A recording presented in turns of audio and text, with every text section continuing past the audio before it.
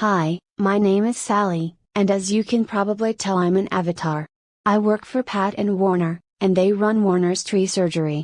Warner has been treating sick trees for over 50 years, and Pat has been answering the phone, talking to the customers, and lining up work, and basically doing everything else that needs to be done. Warner is making a series of videos that hopefully contain all the things he's learned about trees over the last 50 years. This is the first one. It's about the danger the ash fly poses to Indian laurel trees.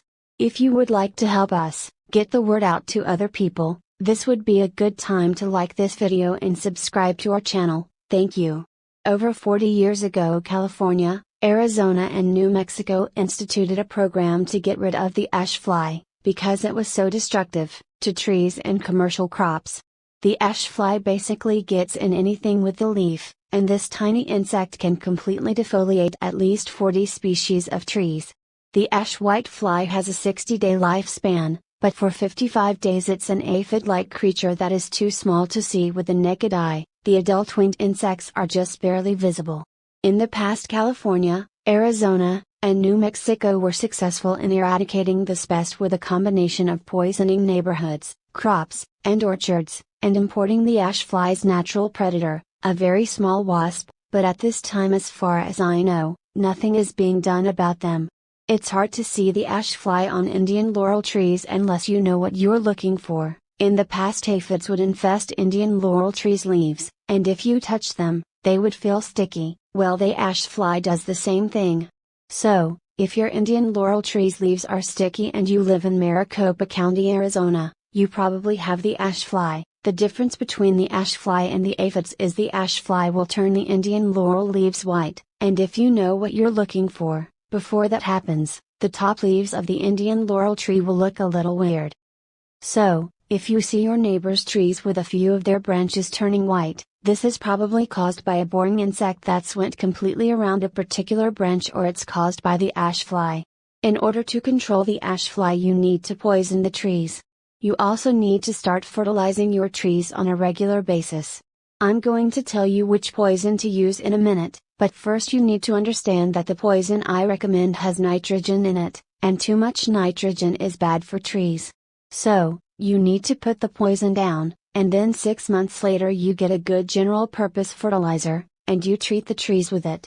If you live anywhere within 30 miles of Mesa, Arizona, you need to get Warner out to treat your trees with something that will kickstart their immune system.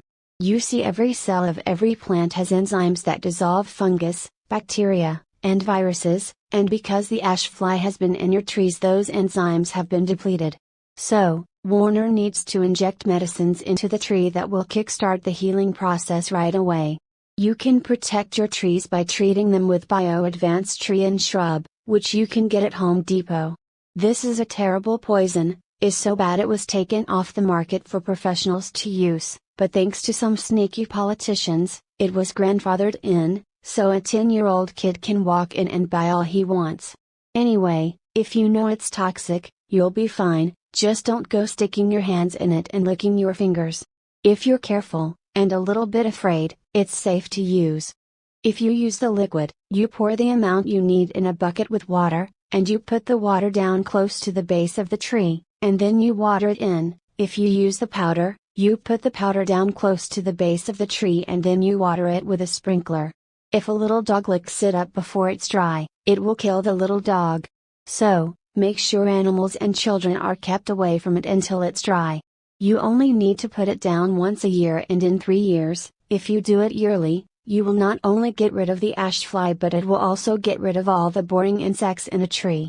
There's one more thing I need to tell you. Every place in the world where it rains, the water falls off of the trees at the drip line, and because that's where the water falls, that's where the roots, that pick up the micronutrients, develop, and all the instructions you get for the fertilizers tell you to put the fertilizer out at the drip line.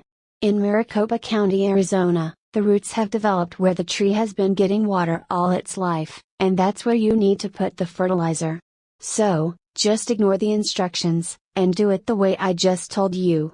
Also, while we're on the subject, our garages and sheds get 140 degrees in the summertime. This damages the fertilizer, so you need to keep the fertilizer someplace cool in the summer, And if you've got fertilizer that's been in the garage or shed in the summertime, you need to get rid of it. Well, that's about it. I hope this helps you with your trees. Please subscribe to this channel and hit like, and if you live within 30 miles of Mesa, Arizona and you want Warner to come out and look at your trees, just give us a call. The number is 480-969-8808. Thanks and goodbye.